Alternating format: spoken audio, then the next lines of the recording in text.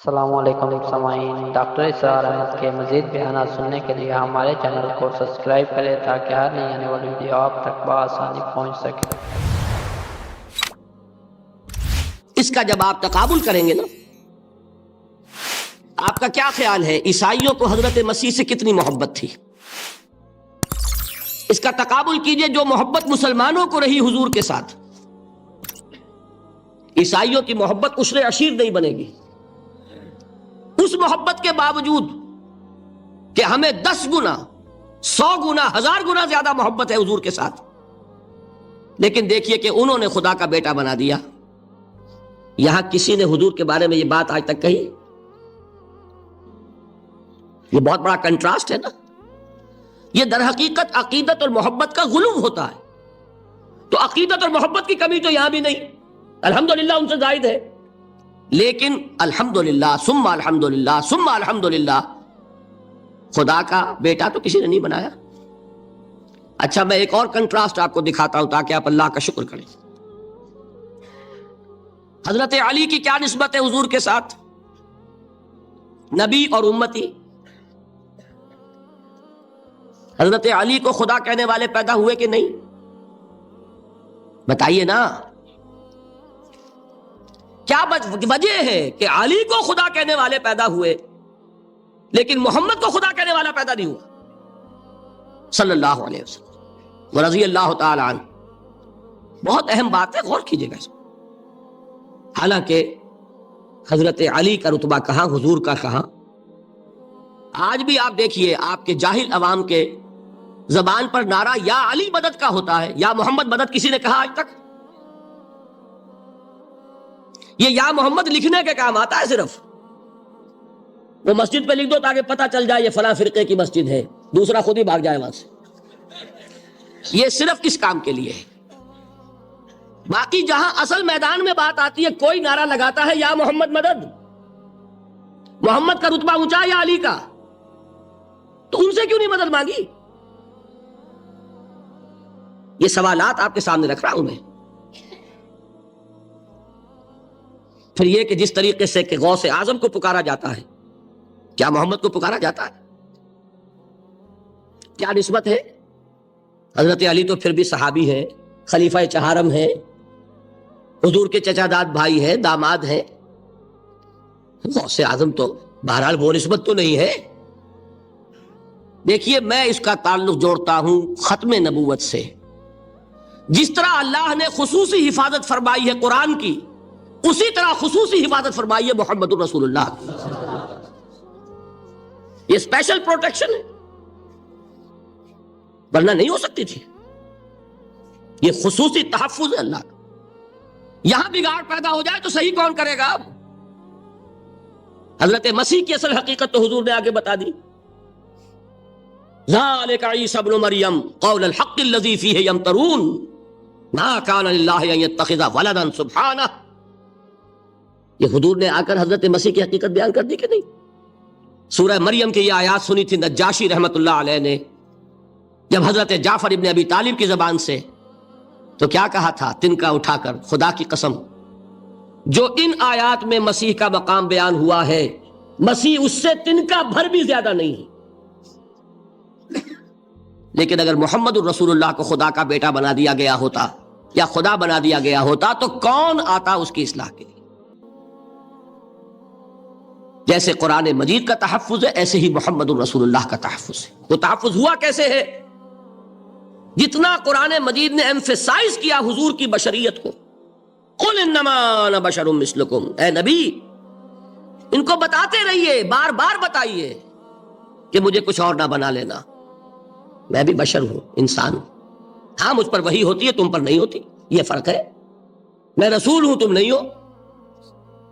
یہ بعد میں ذرا اور مسئلہ میں واضح کروں گا، ابھی صرف یہ نوٹ کیجئے کہ یہ تحفظ جو ہے، جیسے قرآن کو تحفظ دیا لیکن اس کے لیے ذرائع بھی ہے نا۔ یہ حفظ قرآن کا سلسلہ جو ہے یہ اس کا ذریعہ بنا، یہ رمضان میں تراویح جو ہے اس کا ذریعہ بنی۔ ہمارے ملکوں کے اندر تو حفاظ کو مسجدیں نہیں ملتی، تلاش کرتے پھرتے ہیں، اور ایک جیسا کہ اینول جشن ہوتا ہے قرآن مجید کا، ہر حافظ اپنا حفظ تازہ کر رہا ہے، حفاظ لگے ہوئے ایک دوسرے کے ساتھ تازہ کرنے میں، یہ ذریعہ ہے اللہ تعالیٰ نے کہ جس کے ذریعے سے قرآن کو محفوظ کیا.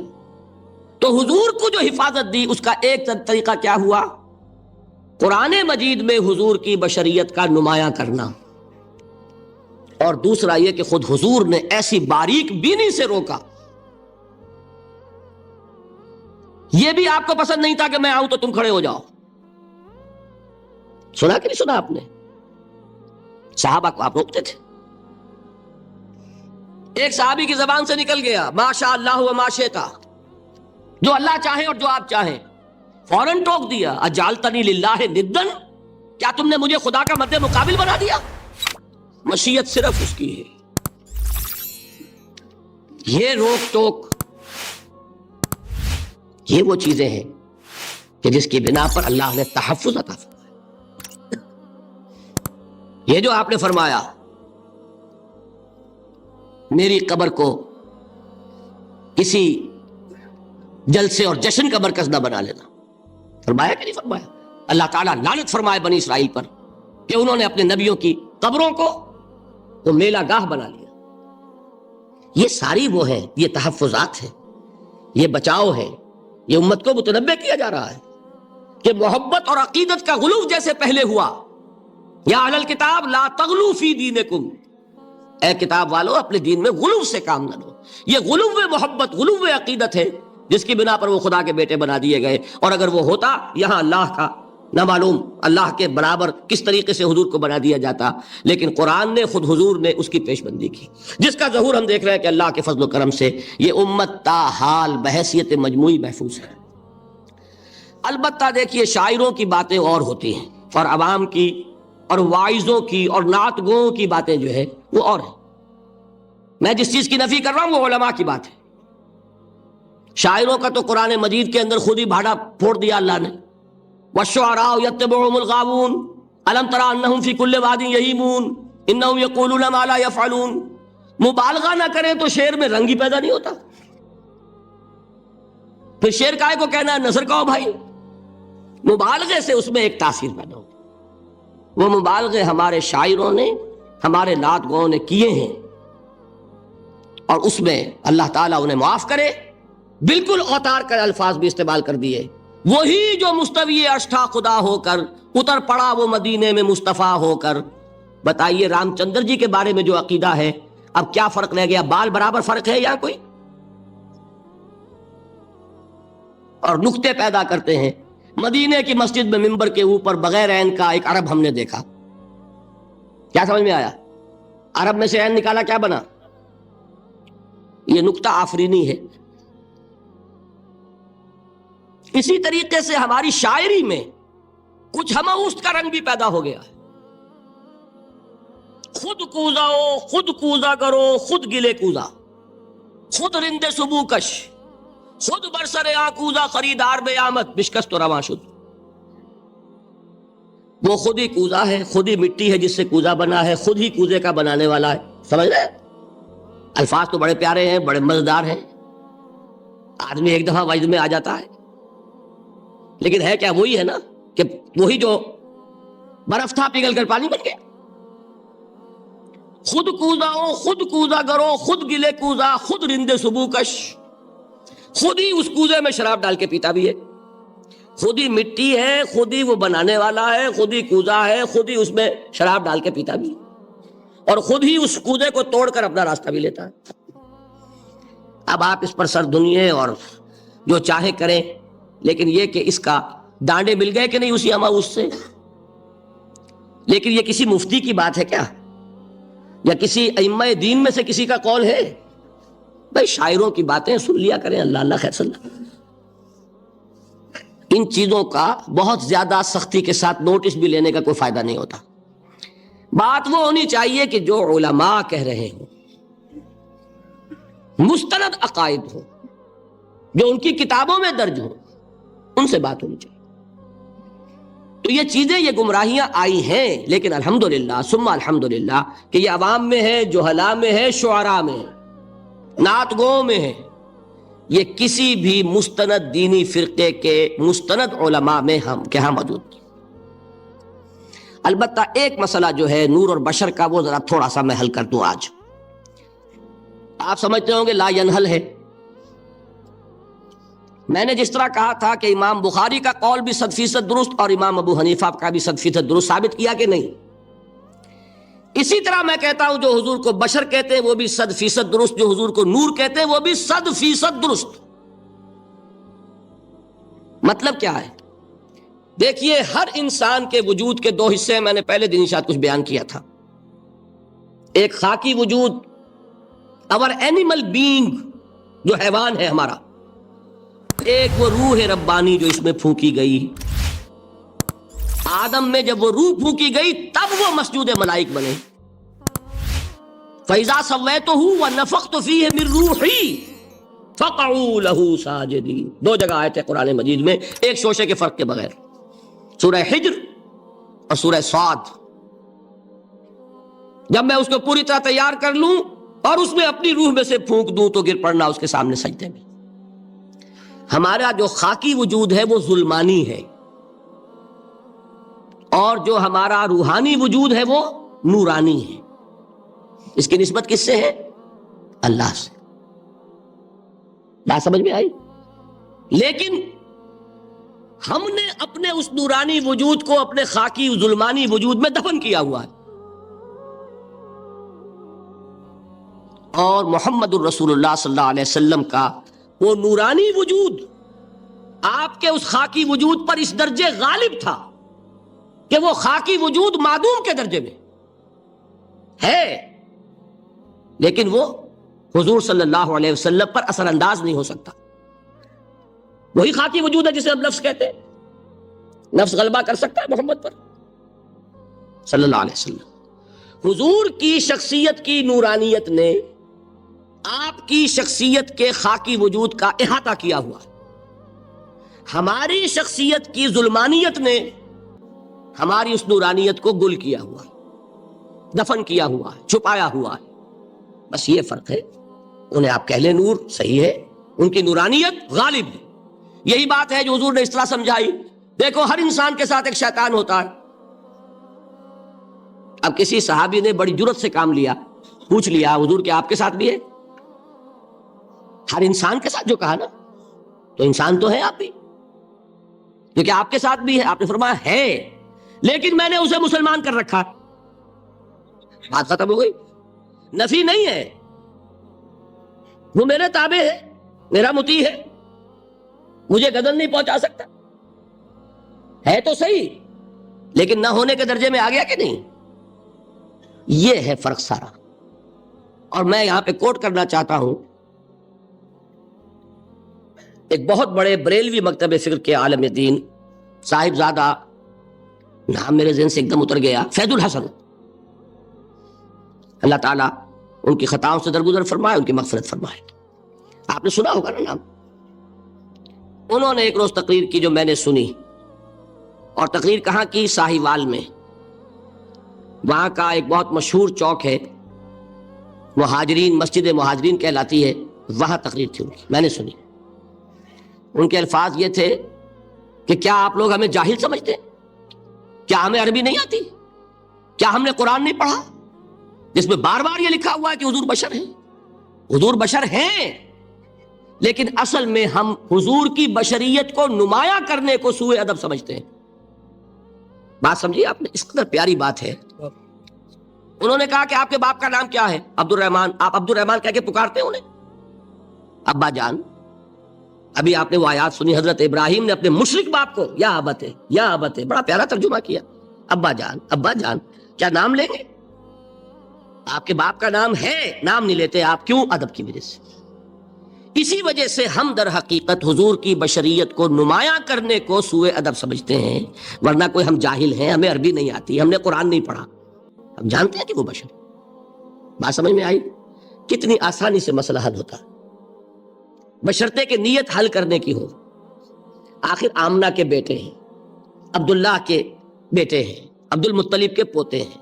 بچپن آپ پر گزرا ہے، لڑکپن آپ پر گزرا ہے، نوجوانی آپ پر آئی ہے، جوانی آپ پر آئی ہے، شادی آپ نے کی ہے، اولاد آپ کی ہے. کون بے وقوف احمق ہوگا کہ جو آپ کی بشریت کا انکار کرے گا؟ لیکن یہ کہ جس طریقے سے اس کو بیان کیا جاتا ہے وہ ایک مسئلہ بن گیا اختلافی، وہ رد و قدا اور کھینچ تان. اور اس میں بھی سمجھ لیجئے مثلکم پر جو ایمفیسس بعض حضرات دے دیتے ہیں اپنے توحیدی جو ان کے اندر ایک مزاج ہے، اللہ تعالیٰ ان کے مزاج کو اور پختہ کرے، لیکن اس میں بھی مبالغہ کیا جاتا ہے.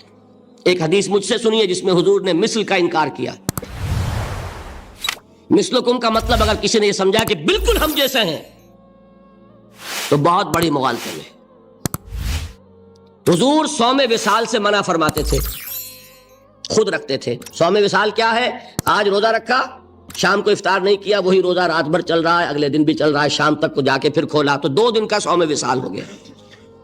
اگلے دن بھی نہیں کھولا، چلا تو 72 گھنٹے کا صوم وصال ہو گیا. یہ کیا ہے؟ صوم وصال. خود رکھتے تھے اور صحابہ کو روکا. صحابہ میں سے کسی نے ہمت کر لی، حضور آپ خود رکھتے ہمیں روکتے. فرماتے ہیں ایکم مثلی، تم میں سے کون مجھ جیسا ہے؟ ابھی تو عند ربی، میں تو اپنے رب کے پاس رات گزارتا ہوں. ہوا یطعمنی ویسقین، وہ مجھے کھلاتا ہے پلاتا ہے. بتائیے کون ہے جو اس کا دعویٰ کرے گا؟ حضور کے خصائص ہیں. حضور خود فرماتے ہیں تم صرف سامنے سے دیکھتے ہو، میں پیچھے سے بھی دیکھتا ہوں. کہاں ہوا وہ مثلیت؟ اگر آپ نے بالکل اپنے جیسا سمجھ لیا تو بڑے مغالطے میں ہیں. نبی کا مقام ہے، نبی کا رتبہ ہے، نبی کے خصائص ہیں. آپ سو گئے تو آپ کی نیند، آپ کی وضو ٹوٹ گئی اور نبی سو گیا تو کہاں گئی مثلیت؟ پھر مثل اس معنی میں کہ بشر ہیں، نسل آدم سے ہیں، اس میں کوئی شک نہیں. اس معنی میں مثل ٹھیک ہے، قل انما انا بشر مثلکم. لیکن ہر اعتبار سے تو نہیں. سب سے بڑا فرق یہی ہے کہ وہی آ رہی ہے، معراج پہ تشریف لے گئے ہیں، اس دنیا میں بیٹھے ہوئے بھی جنت کا مشاہدہ فرما لیتے ہیں، کرا دیا جاتا ہے. دوزخ کا مشاہدہ کرایا جاتا ہے، فرشتے کو دیکھ رہے ہیں. یہ چیزیں ہیں. اور پھر خصائص جیسا کہ میں نے عرض کیا کہ آپ پیچھے سے بھی دیکھتے ہیں. آپ کا معاملہ یہ ہے کہ آپ اگر سو جائیں تو آپ کا وضو نہیں ختم ہوگا. یہ ساری چیزیں جو ہے ان سب کو بیلنس کیجئے تو معلوم ہوگا کہ آپ بشر بھی ہیں 100% درست. لیکن آپ کی وہ نورانیت، آپ سراج منیر، ہدایت کا روشن چراغ، آپ کی جو روح انور ہے وہ آپ کے اس جسدی وجود پر اس طریقے سے حاوی ہے کہ گویا کہ اس نے اس کی ظلمانیت کو ختم کر کے رکھ دیا.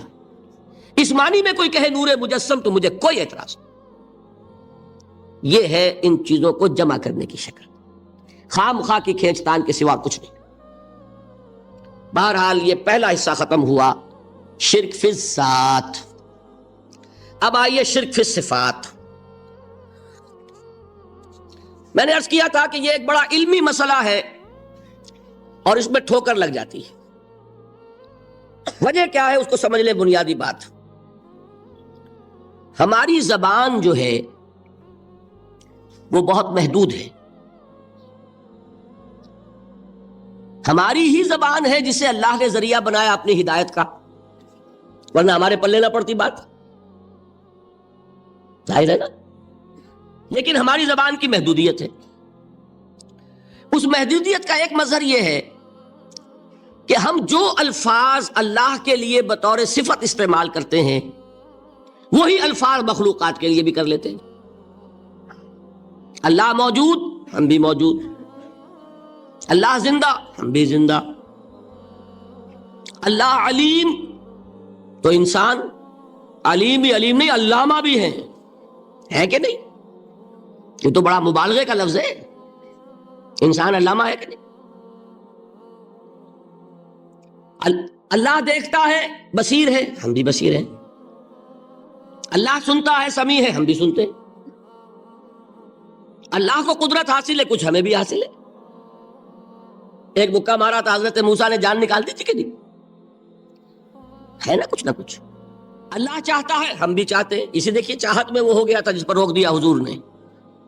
ما شاء اللہ وما شئت اجعلتنی للہ ندا، کیا تم نے مجھے اللہ کا مد مقابل بنا دیا؟ دھوکہ ان الفاظ کے اشتراک کی وجہ سے لگ جاتا. بات سمجھ میں آئی؟ اب اس میں فارمولہ میں نے عرض کیا تھا کہ ایک نوٹ کر لیں تو مسئلے سارے حل ہو جائیں.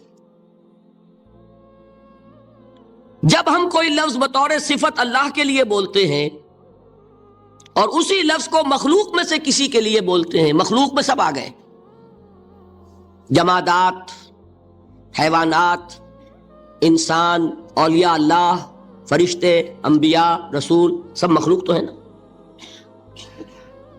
تو کل مخلوقات کو جب ہم ایک لفظ بطور صفت استعمال کریں گے اللہ کے لیے اور اسی لفظ کو استعمال کریں گے بندوں کے لیے، تو ان میں 3 فرق ہیں جو ذہن میں رہنے چاہیے. گن کر یاد کیجئے.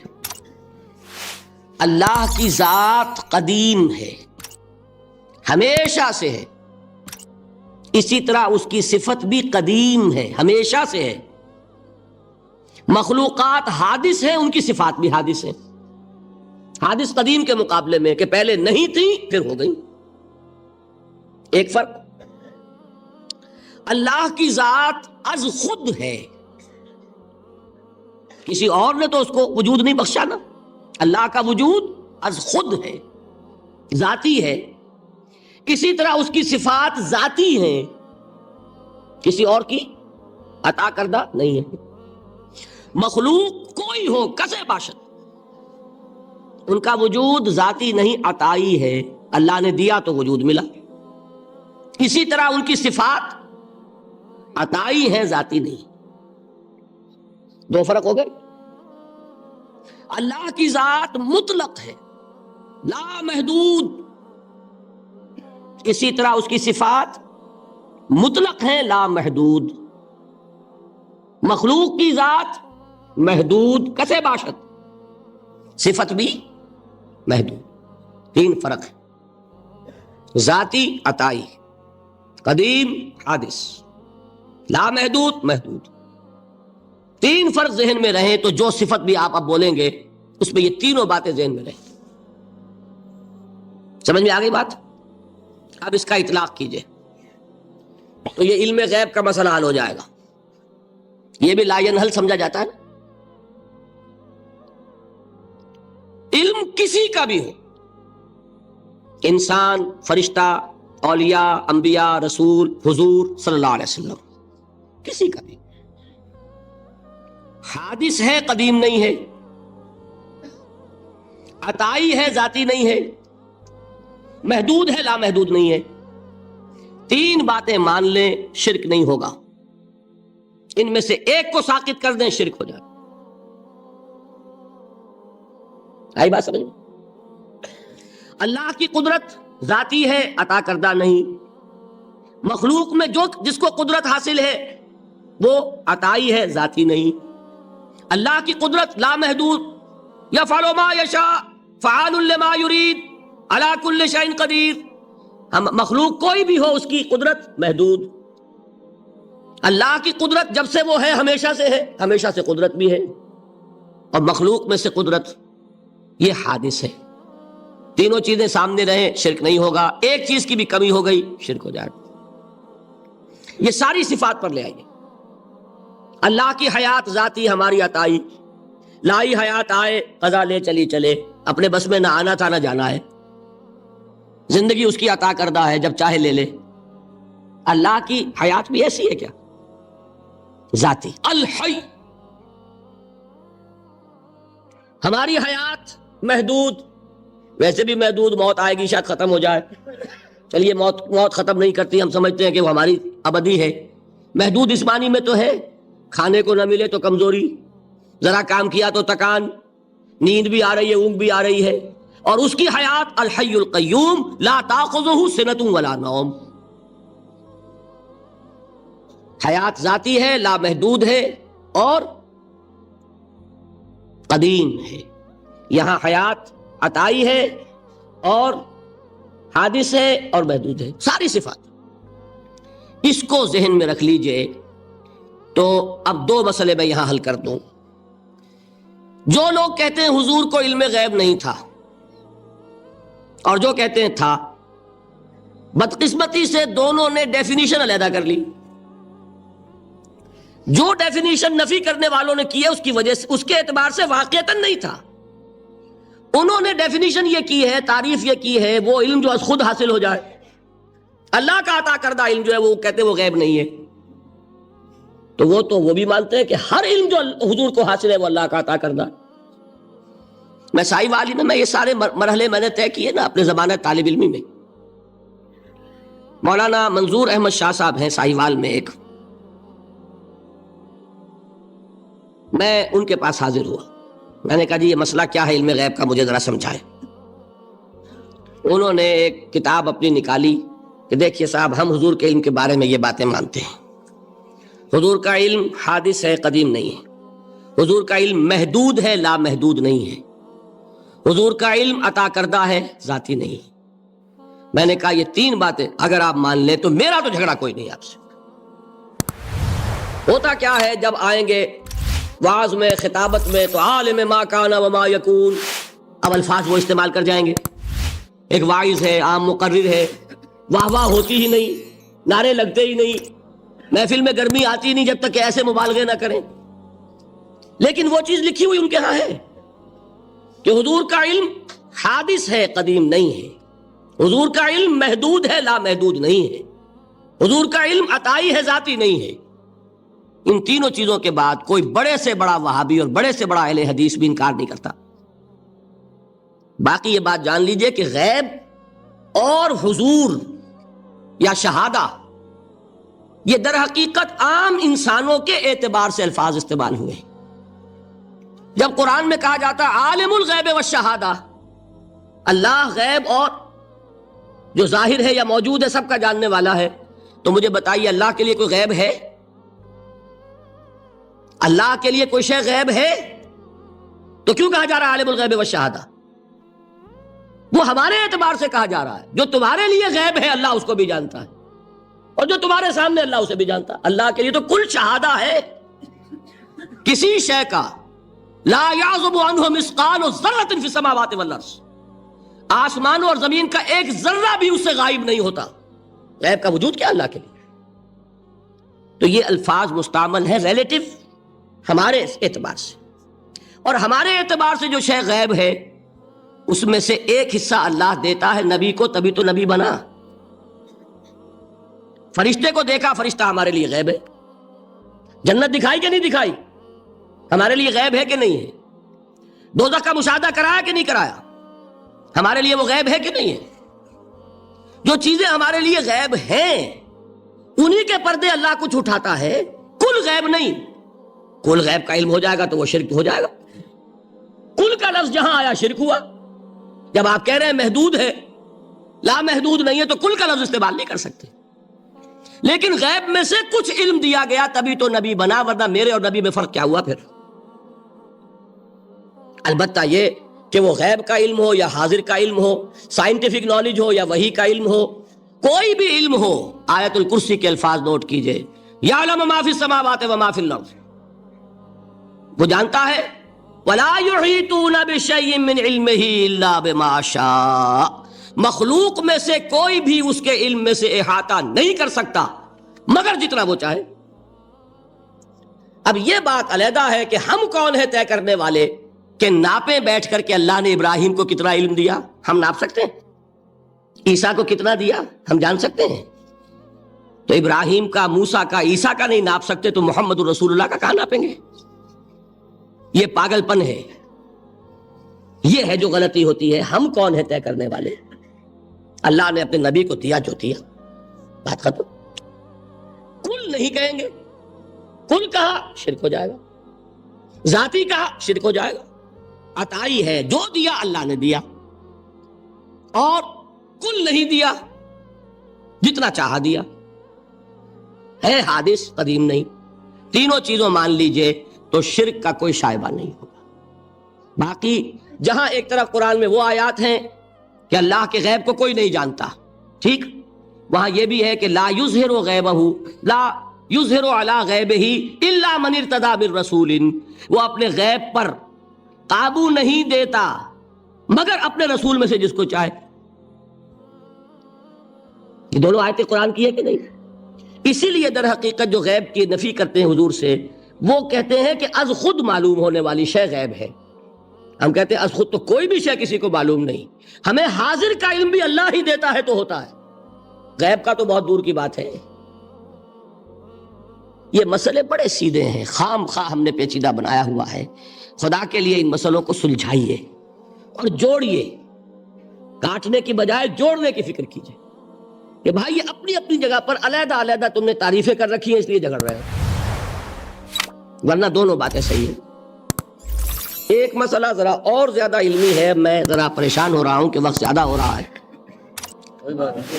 وہ مسئلہ ہے وحدت الوجود کا۔ ہمارے بہت سے صوفیہ وحدت الوجود کے قائل ہیں، اور ہمارے کچھ لوگ جو معترض ہیں وہ وحدت الوجود اور ہمہ اوست کو کنفیوز کر دیتے ہیں، ایک سمجھ لیتے ہیں۔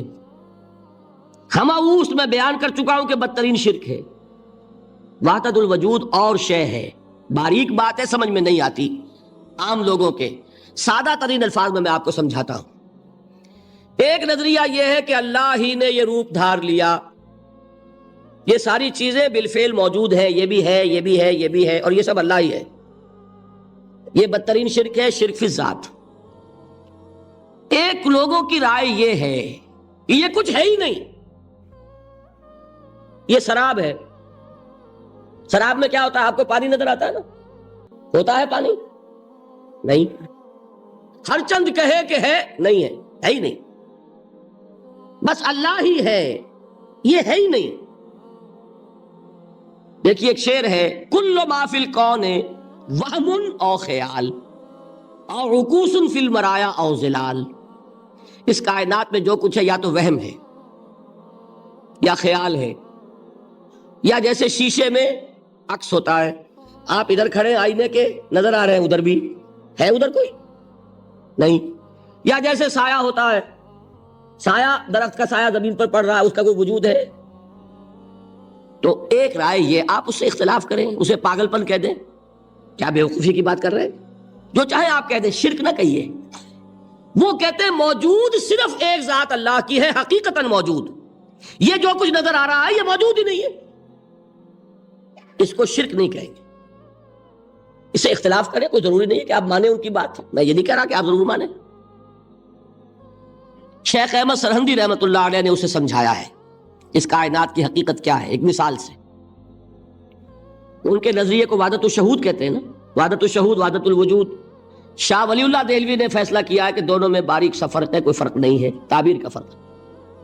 وہ مثال دیتے ہیں کہ دیکھیے ایک مشعل لیجئے، مشعل کیا ہوتی ہے؟ ایک لکڑی ہے، اس کے ایک سرے کے اوپر آپ نے کپڑا وغیرہ باندھ کے تیل ڈال کے آگ لگا دی۔ شعلہ جوالہ ہے، ایک شعلہ، ٹھیک؟ وہ فرماتے ہیں کہ اس کو تیزی کے ساتھ ایک دائرے میں حرکت دیجئے، آپ کو آگ کا دائرہ نظر آئے گا؟ دیکھنے والے کو نظر آئے گا کہ نہیں؟ کیا دائرہ فی الواقع موجود ہے؟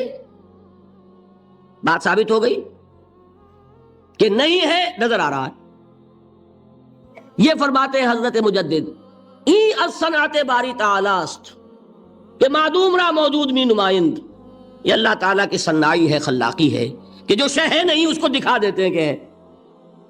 جیسے آپ نے آج دائرہ دکھا دیا ہے، نہیں، اس کائنات کا کوئی وجود نہیں۔ میں پھر عرض کروں گا، آپ اس سے اختلاف کریں، اسے نہ مانیں، چھوڑ دیں اس کو، یہ مسئلے ہیں فلسفے کے، لیکن سوال یہ ہے کہ اس کو شرک نہیں کہیں گے آپ۔ شرک وہ ہے جب کہیں یہ بھی شے ہے اور خدا ہے، یہ بھی ہے اور خدا ہے، پتھر بھی ہے اور خدا ہے۔ جب یہ کہا جائے گا یہ ہے ہی نہیں، صرف خدا ہے، تو در حقیقت اس کو شرک نہیں کہیں گے، یہ وحدت الوجود ہے، یونٹی آف بینگ۔ اب اس کو میں ایک اور اعتبار سے سمجھا دوں گا تو مجھے امید ہے اللہ تعالیٰ اس کو آپ پر کھول دے گا۔ دیکھیے ایک ہمارا علم، ایک اللہ کا علم، ٹھیک؟ جب تقابل کریں گے تو کیا کہیں گے؟ اللہ کے علم کے مقابلے میں ہمارا علم ہے ہی نہیں، ٹھیک؟ اللہ کی قدرت کے مقابلے میں ہماری قدرت زیرو، اللہ کی مشیت کے مقابلے میں ہماری مشیت کچھ نہیں۔ وما تشاؤون الا یشاء اللہ، تم چاہ بھی نہیں سکتے جب تک کہ اللہ نہ چاہے۔ تو کیا ہوئی؟ خاک ہوئی۔ یہی آتے ہیں نا جو حدیث جس میں کہ دعا استخارہ حضور نے تلقین فرمائی، اور صحابہ فرماتے ہیں کہ حضور نے ہمیں اس طرح سکھائی یہ دعا استخارہ جیسے قرآن سکھایا۔ اس میں الفاظ کیا ہیں؟ فَإِنَّكَ تَعْلَمُ وَلَا أَعْلَمُ وَتَقْدِرُ وَلَا أَقْدِرُ، اے اللہ تجھے قدرت حاصل ہے، مجھے کوئی قدرت حاصل نہیں۔ اگر ظاہری الفاظ پر جائیں گے تو یہ تو خلاف واقعہ بات ہے۔ کیا حضور کو کوئی علم حاصل نہیں تھا؟ یہاں تو حضور فرما رہے فَإِنَّكَ تَعْلَمُ وَلَا أَعْلَمُ، یا چلیے اگر کوئی اور عام انسان کہتا ہے میں نہیں جانتا، تو کیا کوئی علم حاصل نہیں اسے؟ کچھ نہ کچھ علم تو ہے نا۔ لیکن اللہ کے علم کے مقابلے میں وہ نہ ہونے کے برابر ہے۔ اسی طریقے سے سمجھ لیجئے اللہ کے وجود کے مقابلے میں اس کائنات کا وجود نہیں ہے۔ بات ختم ہو گئی، مسئلہ صاف ہو گیا۔ حقیقی وجود صرف اللہ کا ہے، یہ اعتباری ہے، یہ ٹرانزینٹ، آل از چینج، پینٹارائم، بدل رہی ہے ہر شے، کسی چیز کو ثبات نہیں۔ آپ ایک لمحے پہلے جو آپ تھے وہ آپ، ایک لمحے بعد وہ آپ نہیں ہیں، بدل گئے آپ۔ ایک تسلسل ہے آپ کا کہ آپ سمجھتے ہیں کہ آپ وہی ہیں کہ جو آج سے 10 سال پہلے تھے۔ کیا آپ وہی ہیں؟ بدل چکے، خون پورا بدل چکا، نہ معلوم کتنی دفعہ بدل چکا، کھال بدل چکی۔ یہ تو معلوم یہ ہوا کہ یہ جو کچھ ہے ٹرانزینٹ ہے، عارضی ہے، فانی ہے، نہ ہونے کے برابر ہے، وجود برحق صرف اللہ۔ یہ بھی در حقیقت اسی شرک فی الوجود کی بات ہے۔ اگر ہم یہ کہیں کہ اللہ بھی موجود ہم بھی موجود، یہ کیا ہو گیا؟ شرک فی الوجود۔ اسی کو کہا ہے غالب نے جارو بلا بیار کہ این شرک فی الوجود، با گرد فرش و سینہ با ایوان برابر است۔ اگر آپ کے گدے کے اوپر گردہ پڑ گیا ہو تو جھاڑتے ہیں نا، فرش کے اوپر گردہ ہے تو جھاڑو سے صاف کرتے ہیں۔ غالب کہتا ہے کہ اگر تمہارے دل میں یہ گردہ آ گیا ہے کہ تم بھی موجود ہو، اللہ بھی موجود ہے، تو لا کی جھاڑو سے صاف کر دو اس گردے کو، کہ یہ شرک فی الوجود ہو جائے گا۔ ہم نہیں ہیں بھائی، ہمارا کیا وجود، ہماری کوئی کیا حقیقت ہے، اللہ ہی ہے، بس یہ ہے اصل میں۔ پھر میں عرض کروں گا کوئی قبول کرے نہ کرے، اسے گمراہی کہے، اس کو جھوٹ کہے، اسے پاگل پن کہے، میں نہیں جھگڑوں گا، لیکن شرک نہیں کہہ سکتے آپ اس کو۔ شرک وہ ہماوست ہے، اس میں اور اس میں زمین و آسمان کا فرق۔ اب آئیے آخری شرک، شرک فی العبادت یا شرک فی الحقوق۔ اللہ کے حقوق کے لیے ایک لفظ استعمال کریں گے تو وہ کیا ہے؟ عبادت۔ وما خلقت الجن والانس الا لیعبدون، میں نے جنوں اور انسانوں کو پیدا ہی اس لیے کیا کہ میری عبادت کریں۔ اب عبادت میں شرک اگر ہوگا تو یہ شرک کی تیسری قسم ہو جائے گی۔ عبادت میں شرک سے مراد کیا ہے اس کو سمجھیے۔ یہ میں پہلے بیان کر چکا ہوں عبادت کسے کہتے ہیں۔ عبادت کے دو جز سمجھ لیجئے، جیسے ایک میرا یہ جسم ہے، ایک اس میں روح ہے۔ روح نظر نہیں آتی، نظر جسم آتا ہے، لیکن اس جسم کا سارا وجود اس روح سے ہے۔ چلیے روح کو چھوڑیں، جان، جان کیا کس بلا کا نام ہے، کسی کو نظر آئی آج تک؟ لیکن یہ جان ہی ہے جو اس جسم کو قائم رکھے ہوئے ہے۔ اسی طرح عبادت کا ایک جسم ہے، ایک جان ہے۔ جسم کیا ہے؟ اطاعت، اللہ کی بندگی، ہما تن بندگی، ہما وجوہ بندگی، ہما وقت بندگی، یہ تو بیان کر چکا نا۔ اور روح کیا ہے؟ محبت، اللہ کی محبت۔ اطاعت جبر سے کی جاتی ہے تو وہ عبادت نہیں کہلاتی۔ انگریز کی اطاعت ہم کرتے تھے نا، لیکن کیا عبادت کرتے تھے؟ بات سمجھ میں آئی؟ اطاعت تو کر رہے تھے، عبادت نہیں۔ عبادت اس اطاعت کو کہتے ہیں جو کسی ہستی کی محبت سے سرشار ہو کر ہما وقت، ہما تن، ہما وجوہ کی جائے۔ تو جسد ظاہری کیا ہے عبادت کا؟ اطاعت، اور روح کیا ہے؟ محبت۔ اب ان دونوں کے اعتبار سے شرک کیا ہے، توحید کیا ہے، اس کو سمجھ لیجئے۔ اور یہ ہیں وہ چیزیں جو میں نے عرض کیا تھا کہ بالکل الجبرا کے فارمولوں کی طرح کی بات ہے۔ اطاعت میں توحید کیا ہے کہ مطاع مطلق صرف اللہ، ٹھیک، باقی ساری اطاعتیں اللہ کی اطاعت کے تابع۔ نفی نہیں ہے، والدین کی اطاعت کرو، لیکن جہاں والدین حکم دیں اللہ کے حکم کے خلاف، بات ختم، اطاعت نہیں ہوگی۔ بیوی شوہر کی اطاعت کرے، آپ اولو الامر کی اطاعت کریں، شاگرد استاد کی اطاعت کرے، مرید پیر کی اطاعت کرے، لیکن کیا پیر کو یہ بھی حق ہے کہ اللہ کے کسی حکم کو منسوخ کر دے، رسول کے کسی حکم پر اپنے حکم کو ور کرے، بالا تر رکھے؟ سمجھ میں آ گیا؟ اصول کیا ہے کہ اطاعت مطلق unconditional unlimited obedience is due only to Allah. All the other obediences are limited by his injunctions. اس کو حضور نے کیسے بیان کیا؟ لا طاعت لمخلوق فی معصیت الخالق، مخلوق میں سے کسی کی اطاعت نہیں ہوگی جس میں خالق کی معصیت لازم آ رہی ہے۔ جہاں اللہ کا کوئی حکم نہیں ہے آپ میرا حکم مان لیجئے، یہ شرک نہیں ہوگا۔ جہاں اللہ کا حکم ہے اس کے خلاف میں حکم دوں اور آپ مان لیں تو یہ شرک ہو جائے۔ بات سمجھ میں آ گئی کہ نہیں؟ اب اس کو اپلائی کیجئے، اپلیکیشن بالکل انڈیویجول لیول پر کیجئے۔ پہلے اللہ کا حکم کیا ہے؟ فجر کا وقت ہو گیا، نماز پڑھو۔ نفس کا حکم کیا ہے؟ سو آپ نے اطاعت کی نفس کی، آپ کا مطاع کون ہوا؟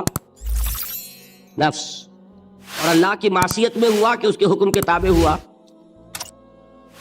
تو آپ کا نفس کیا بن گیا؟ آپ کا خدا، معبود۔ یا غلطی ہے اس میں کوئی؟ اس شرک کو پہچانیے ذرا، کون بچے گا اب؟ السلام علیکم سامعین، ڈاکٹر اسرار احمد کے مزید بیانات سننے کے لیے ہمارے چینل کو سبسکرائب کریں تاکہ ہر نئی آنے والی ویڈیو آپ تک بآسانی پہنچ سکے۔